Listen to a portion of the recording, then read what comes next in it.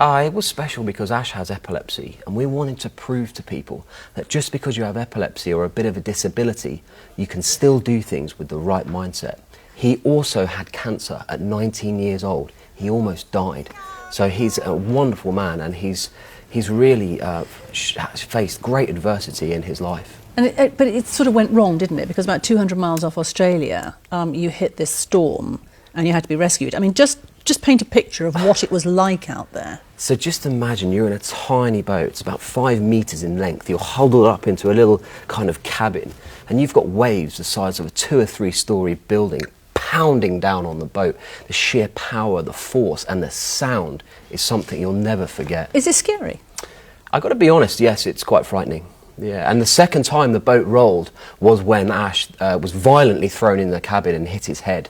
At that point, we had what we thought was suspected concussion, and we needed to be rescued. Now, this rescue was coordinated from the other side of the world, isn't it? This is the incredible thing that can be done these days, that eventually brought a tanker your way to help you. Yeah, it's really quite amazing. We had Falmouth Coast Guard coordinating with the Australian search and rescue. We had a weather router in the US looking at weather for us. And eventually, I think 2 hours later, the Dubai Charm, a 100,000-tonne tanker, came to our aid. So that in itself must have been difficult, to get this tiny little rowing boat with you on board a tanker. Yeah, I mean, we're getting smashed up against the side of it. They chucked down a rope ladder. Ash was unable to get up the rope ladder because he'd also hurt his shoulder. So they threw a harness down, they winched him up.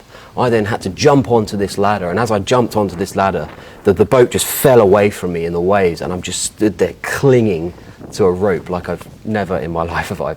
You're both back safe and sound. Yeah.